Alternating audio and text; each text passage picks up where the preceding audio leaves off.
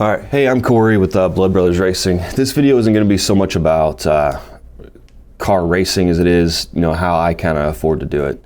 The first step really is to be wildly irresponsible with your finances, because none of this makes sense.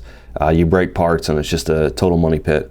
But as long as everything's taken care of, you only live once, so you got to enjoy it, and that's what I do. I work technically 2 jobs, and then I own a small business.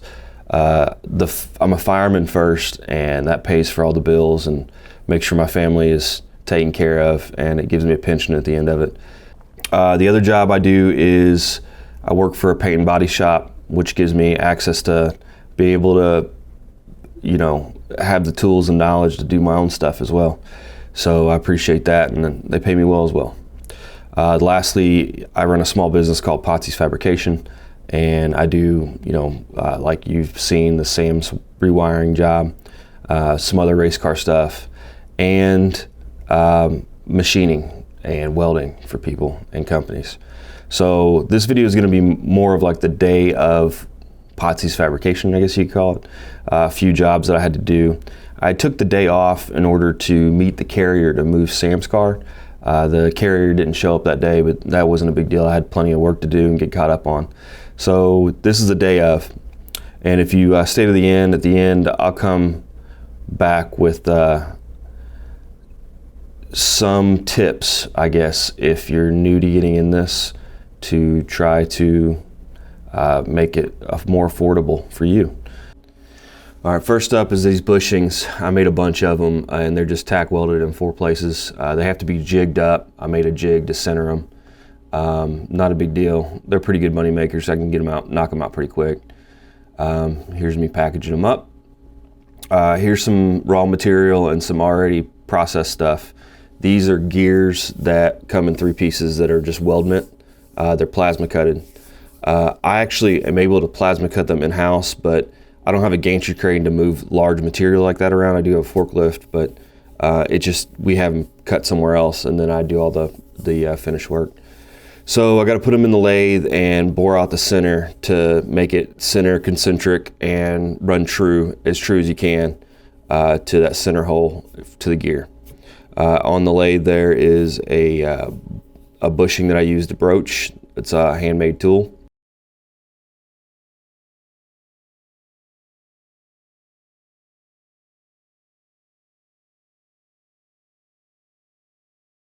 I use that bush in order to make sure my hole is the right diameter. That has to be nice and tight to make the broach work.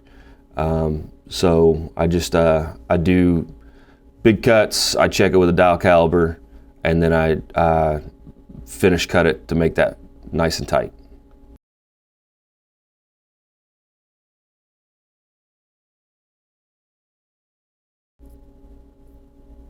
Here's a little bit of different angle at it.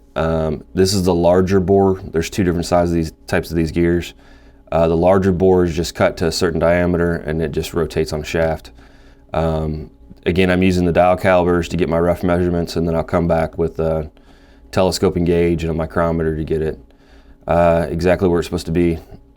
These are has to be within a few thousandths, so it's not terribly tight tolerances, but it is a weldment.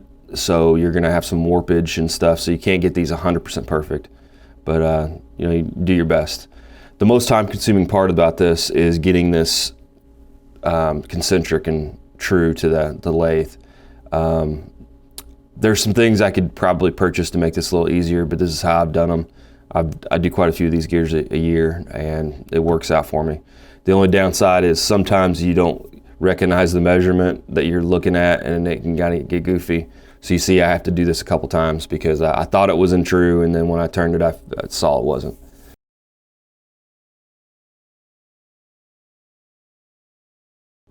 So this is the finished gear, or finished on the lathe I should say, and now I'm going to fit the broach in.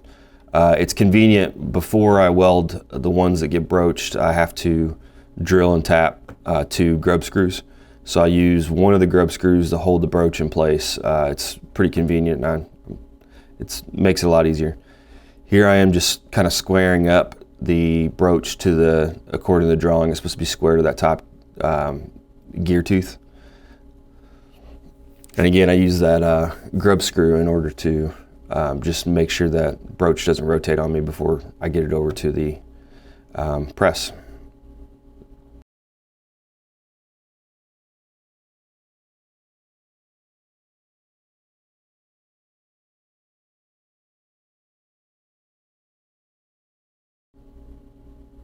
So this right here is an example of, I wish I had the right tool for the job. I use this hydraulic press. It's a 50-ton press. I've had it for a long time and it works, but it's slow. I think it takes me about a half hour to broach each one. The broach has to go through 4 times. So I really wish I had a longer throw press. I've had ideas to make my own or just buy one. I just haven't had a chance. I wish, that's one thing I hate doing is broaching. It just takes forever.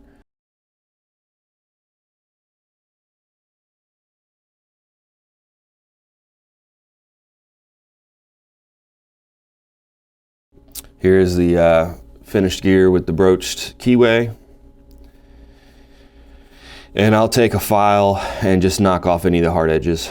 Here's those smaller shafts. Right now I'm just centering the shaft up with like a little wiggler on the Bridgeport, get it centered to the shaft, then I'll measure off the end and get the appropriate dimension in the other direction. As you can see, there's a stack up on one side of the vise. That's what I use as a stop to make sure I get it at the same point of the length on each shaft. And then these get 2 holes, one on each side, and they're supposed to be parallel with each other. So what I'll do is when I flip them and I put them up against the stop, I use a 1, 2, 3 block on the back side to get it 90 degrees to, or not 90, to get it parallel with the first hole.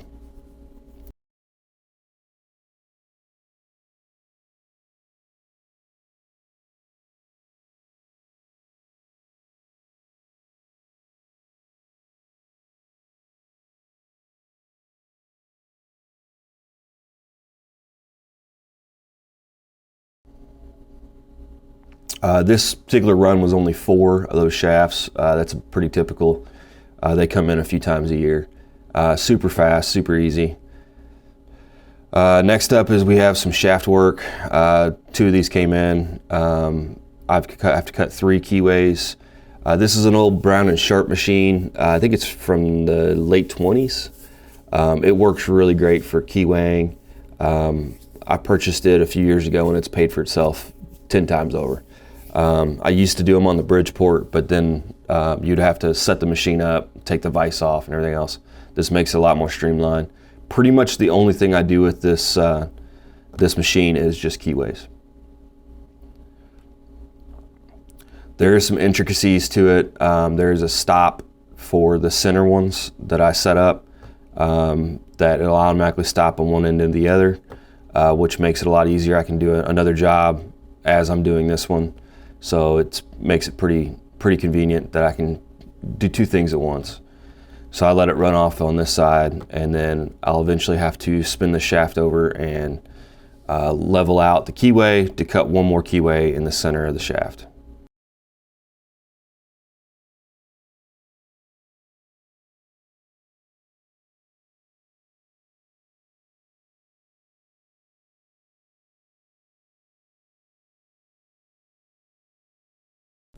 All right, here I am flipping the shaft around, and I'll clean that keyway that I've already cut, clean it out and get a key set in it. And then I'll use a level to the machine. The machine is completely level, so if I level the shaft, then I know that my next keyway is going to be cut in line with the other 2 that I've cut. So I'll cut that last keyway, and this one is machined, and then I'll just have to clean it up on the table.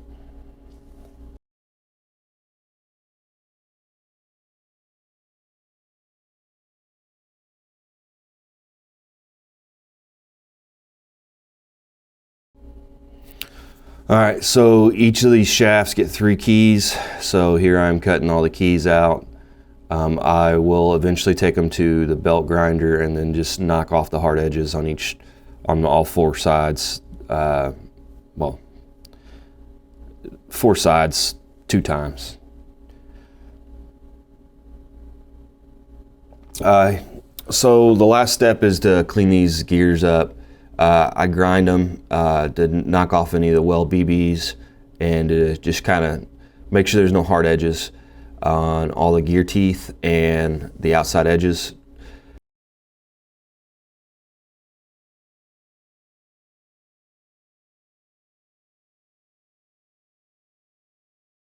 I just, again, knocking any of the hard edges off. I don't like anything to leave my shop with hard edges that somebody can get their, cut on when they move them. So I just get them nice and cleaned up, and I'll use a little bit of brake clean to get any of the oils off because these gears have to be painted. And then here comes the two big shafts that I did. I'll deburr all the keyways and chamfer the edges. Make sure there's nothing sharp there, get them all cleaned up.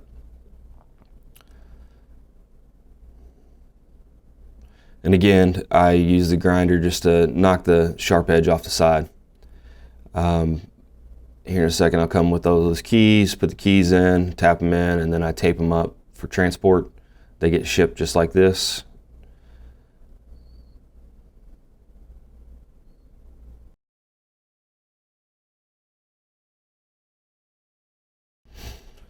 Then the last thing is putting the gears on here and getting a coat of paint. It's not about good quality paint. It's mainly about just having these things have a little bit longer shelf life so they don't rust. So it's, you just gotta get something on them. So how does this small business make me able to drag race? For one, it gives me the extra money, which is a huge benefit. But really what it does for me is it gives me the equipment to be able to work on all my own stuff. If you would have to send all this stuff out to get done, chassis or rear end narrowing or any of that stuff, it gets really expensive. Labor is going to be the most expensive part of almost anything, with the exception of some really nice high-end parts. But most of those high-end parts you get to keep forever, and there's still some intrinsic value to it whenever you get done with it. You could sell it for at least some of the money that you had in it. But the labor is a total wash. Whenever you build a race car, say you spent $20,000 in a chassis, more than likely you probably can only get 10 or less of that money back. And that's where you lose it in the labor of people doing the work for you. There's nothing wrong with it. If you have the money, I suggest you just pay people to do your work. It's far more enjoyable than being frustrated and doing all your own stuff. But it's how I can afford it. I can't afford to pay Jerry Bickle Race Car to build me a chassis. I have to build my own. And the way I figured it out was, well, I need to own this equipment to be able to do it. I need to learn how to do it as well. The best way to do that is to buy the equipment. Well, now you have this equipment sitting around. Why don't you just make a little bit of money by having it? And that's kind of how this all started for me. I've been racing for only about 4 years, and I already had quite a bit of the equipment because I was already doing the fabrication stuff. And I, at that time, doing hot rods and stuff, not racing stuff, but hot rod stuff. And that made it, having the equipment made building the chassis and building the motors and doing all the fabrication work, having that equipment was the only reason I could afford to do it. And the only thing I was really out is the material. And material is expensive, don't get me wrong, but that is manageable. The material is manageable versus paying somebody for a full chassis. If I had to go back and do it over again and I didn't have the equipment, what I would do is find an already done race car and just pay it. You're gonna get a far better deal than building your own, but I like building my own. I think it's part of the fun of racing is doing it all yourself. So I enjoy it, and I have the equipment to do it, and the equipment is paid for by the jobs that I do with it. So the equipment's just sitting there. I don't know. That's the best way for me anyway, the best way of affording to drag race. Now, there is some stuff that makes drag racing more enjoyable that you don't have to have.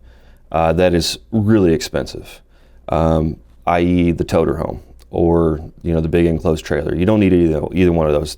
And at all accounts, there's some friends of mine that drive their race car to the track, race it, and drive it home. Cheapest way you could probably do it until it breaks. But that you don't have to have a trailer. You don't have to have a truck to pull the trailer.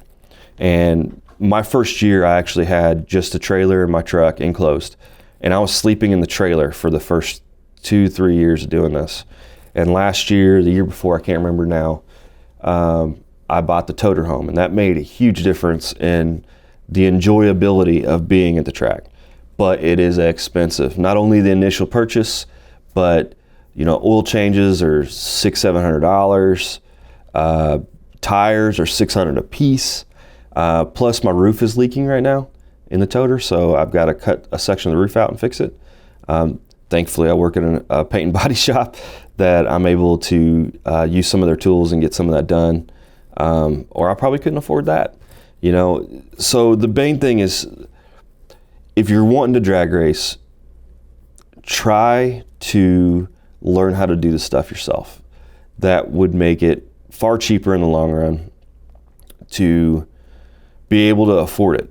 Not to say you may not be that mechanically inclined, but you still like racing. That's totally okay. There's plenty of guys like me that will charge you money to get things done. And again, everybody doesn't have the same skill set as me, so they may not be able to do a race car from start to finish. Chassis and welding, that takes a long time to learn. Wiring, again, that's complicated, and people think that it's magic. So there's plenty of stuff that you may want to outsource, but you know, learn as many of those as you can, and that will far and exceed make drag racing possible for most every individual. Not to say that you're not going to lose money. You will lose money, absolutely. I don't care if you win every race, you're going to lose money. All right, well, I hope you enjoyed the video, and I hope it maybe gave you a little bit more insight to what I'm capable of doing or do, and maybe give you some ideas or some motivation to get some more equipment for yourself and learn how to do stuff. And we're going to hope to bring more race car videos soon. I got to work on some editing for that banquet. I'm hoping to get that done this week. Maybe next week we'll have that out. And then from there forward, we're going to try to do something race car related now that I'm getting caught up. So thanks for watching. Oh, and the t-shirts. My brother contacted the guy that was supposed to do them. Turns out he doesn't work for the company anymore. So he had to resubmit the order. I really apologize. I promise you we're going to get these shirts out as soon as we get them. You know how it is. Everywhere, supply shortages, worker shortages. We're doing the best we can. I think the next step, if we can't get this done, I'm just going to buy a screen printing press and just make my own. Going back to what we were just talking about. All right, thanks for watching. See you next time.